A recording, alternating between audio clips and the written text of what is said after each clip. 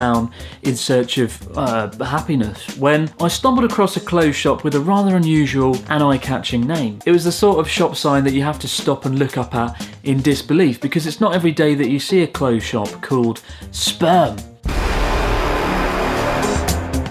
And staring up at that shop sign, I thought to myself, I wonder which people actively choose to purchase their clothes from sperm. Perhaps it's people captivated by the shop's promising tagline. I never thought freedom was cheap, but quite honestly, I don't think I'll ever find out what makes sperm so appealing.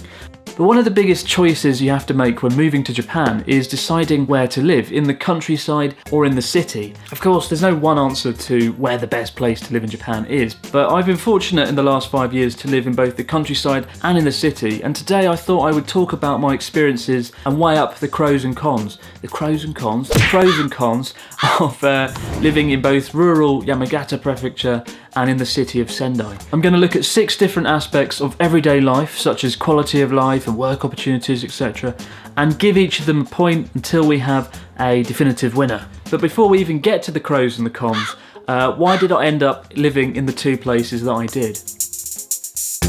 So when you're applying for an English teaching job in Japan, you can write down your 2 or 3 preferred locations where you want to potentially end up. Back when I filled out my application form in the UK all those years ago, I didn't know a whole lot about Japan, but what I did know was Kobe beef. And so when filling out my form, my first choice was to be placed in the city of Kobe. And for my second answer, I wrote down Hyogo Prefecture, the prefecture that Kobe is in, with the hope that even if I didn't end up in the city of Kobe, at the very least, I'd be about 30 minutes away from the city, 30 minutes away from the mountain of beef that I deserved. However, presumably, when my application was reviewed a few months later by some people in a room, they looked at my application and said, he wants to live in Kobe, does he? I know. Let's send him to a rice field about 1,000 kilometres away from Kobe. And thus they ended up placing me about as far away from Kobe City as possible, and I didn't set foot in the city until about 2 years later. Fortunately though, I did have the last laugh. As it turned out, the rice field was located in a stunning corner of North Japan, surrounded by a volcano and the Sea of Japan, and it was quite honestly the most beautiful place that I'd ever seen, and that's how I ended up in Yamagata Prefecture. After 3 amazing years living in the countryside in Yamagata, my time as an English teacher came to an end, and as much as I loved it there, I wanted to try living in the city, somewhere where there was more opportunities and in a place that was much better connected to civilization. I'd also forgotten what it was like to experience things like shops and Starbucks, so I was interested in experiencing those things again. There were 3 potential cities I had in mind: Tokyo, Osaka and Sendai. I quickly decided that even though Osaka was my favourite city, it was too far away from North Japan, where a lot of my friends were and where I wanted to make videos about going forward. And I also ruled out Tokyo because, as much as I love the city, the idea of living amongst a never-ending sea of people and concrete seemed a bit depressing to me. And for me, Sendai was just right. It had the countryside of Tohoku on its doorstep, and Tokyo and Osaka about 90 minutes away by bullet train and by airplane. And also, there was a large train station in Sendai surrounded by no less than 4 branches of Starbucks, so I was completely spoiled for choice, and that's how I ended up living in Sendai. One of the most overused marketing phrases you hear in Japan is the phrase, the real Japan. It seems to be a phrase used to describe the idealistic, romanticised image that most people have of Japan, but it does get bloody annoying hearing it every day. Oh, this food is the real Japan. This temple is the real Japan. This wood is the real Japan. However, for 3 amazing years, I did find myself immersed in the real Japan out in the countryside. Living in the countryside, you pretty much feel like you've got the whole of Japan to yourself. For example, in Tokyo, you go to a temple and it's difficult to feel something in the presence of 1,000 smartphone camera shutters going off. Out in the countryside, you have stunning temples on tap. Temples with the kind of atmosphere that allow you to feel something profound and moving that is difficult to do in the city.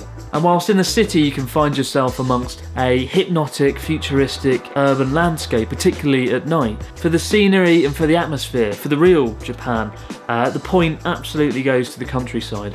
There's a sense of adventure out there in the country that I've never really found in the city, at least not to the same extent. Where I used to live, I rarely travelled around Japan because I would have to use half a month's salary and 3 days holiday just to get out of the region. In Sendai, you can wake up in the morning and be in Tokyo or Taipei by lunchtime thanks to the bullet train and the local airport, so access definitely goes to Sendai. One of the sad things about the countryside is foreigners go out there, they teach English, they live and work there for 3 or 4 years and integrate into the local communities and fall in love with it.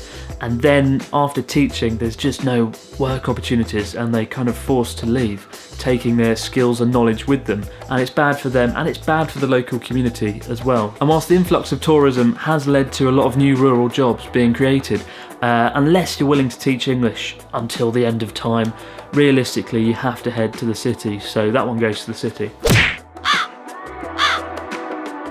I mentioned the word integration a minute ago with regards to people integrating into the local community, and it's definitely a factor worth evaluating. One of my main concerns about moving out to the countryside originally was that I would feel lonely and isolated and I wouldn't be doing anything. But actually after 18 months of living there, I'd gotten involved with the local community in a big way. I was volunteering at 2 international centres, I was doing speech contests and spending a lot of time with the local people, which is basically just natsuki, getting drunk at a bar. And I felt like I was really a part of something in Yamagata. And when I left the area, I got a really nice, big, awesome, spectacular send-off from a lot of friends and a really nice cake as well. But in the time I've lived in Sendai, the last 18 months now, I still feel like I haven't really integrated here in the way that I had back there. And whilst I know plenty of people here, I still feel like I'm missing something. I found that in the countryside, people often stare at you in a state of surprise that you're there in the first place as a foreigner, whereas in the city, people stare at you with a sense of suspicion. Now that might be because I pretty much exclusively wear black t-shirts and I never smile when I'm walking down the street, but I found just the locals seem to be friendlier out in the countryside. I mean, I remember one time a nice old man came up to me on the street and just gave me a box of cherries, which was a really nice gesture. Bit weird in hindsight, but very generous of him, and the cherries are bloody good as well. In the countryside, I would speak to like strangers every day, whereas here, in the 18 months I've lived here, I've probably spoken to 3 strangers just in the street or in coffee shops or whatever. So when it comes to integration, I really do feel like the countryside wins that round. The good thing about living in Yamagata was there was always something nearby to do when it came to the great outdoors. You could go skiing in winter, you could go to the beach in summer, and there was always onsen around as well. But actually, for everyday leisure activities, the city wins this round, just on account of the sheer varieties and bars that you find in the city. For example, I had a friend come and visit a few months ago, a YouTuber who I won't name, even though his name was Joey and he's the anime man. We started the evening by going to a darts bar where Joey unfortunately won at darts, which I'm still bitter about. Then there was a BB gun shooting range bar as well. Then we went to a 1950s themed restaurant and ate there for 3 or 4 hours. And then we went to a Israeli shisha bar as well for another 2 or 3 hours. So we had this really diverse evening at 3 or 4 completely different bars and restaurants. And you just can't do that in the countryside. If you want a good night out, the city wins this round, absolutely hands down. Finally, quality of life overall. Life in the city is definitely more expensive. For what I pay for this relatively tiny apartment, begrudgingly, every month, I could probably get a house in Yamagata for the same price. But beyond that, life in the countryside actually brought out the best in me. I used to run about 3 or 4 evenings a week in the countryside just because I wanted an excuse to get out and be amongst the incredible scenery. I used to run in the shadow of a 2,200 metre volcano, and that never got boring in all the 3 years that I did it. And because there were less bars and shops and restaurants, I found I spent less money and wasted less time just going out, drinking and eating. Instead, I'd go to the park and read a book, or be inside studying, or go off cycling. It pains me to use the cliche, but I did find myself out there, not in some twatty, shitty, superficial way, like praying in a temple for 3 hours and coming out a changed man, but gradually, over the many months and many years that I lived there, I got a sense of what was important in life and how I wanted to live it as well. And so for all those reasons, the countryside, Yamagata, wins that round for quality of life.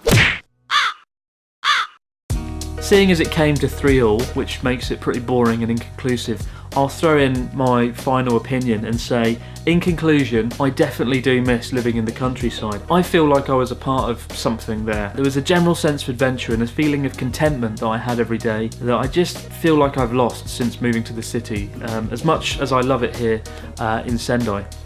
I realise it does come down to personal preference, and most people in their 20s would probably want to live in a city where they could get drunk and go clubbing every night, but if I lived in the countryside again, I don't think there's anything that I would really miss about living in the city apart from just accessibility. And yet, despite all that, I don't regret moving to the city. I feel like it's always important to move forward and change location every few years, and as much as I loved living there, I would have felt a bit restless if I'd stayed on. Whilst I know I'll look back fondly at both my life in the countryside and in the city, it's in the countryside that will feel like the home that I left behind, whereas the city just feels like somewhere that I lived for a while.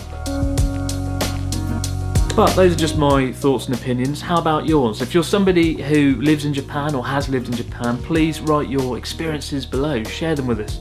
I always find it's interesting to hear everyone's opinions. People living in Japan always have such wildly different experiences, so yeah, please go ahead and let us know below. But for now though guys, as always, many thanks for watching. I'm off to go and discover some more awkwardly named clothes shops which I can slide into the narratives of future videos. It's basically how I spend all my time, just walking around the streets looking for weirdly named shops. Although this one, the one in this video, is going to be bloody hard to top. Seriously, sperm? What the fuck? I recently had a small cameo on a TV show on NHK World called Savour Japan, and in the episode that I featured in, we explored the cuisine in the rural town of Soroka and the nearby Haguro temple, such as the kind of vegan cuisine eaten by Buddhist monks. If you're interested in watching it, you can find a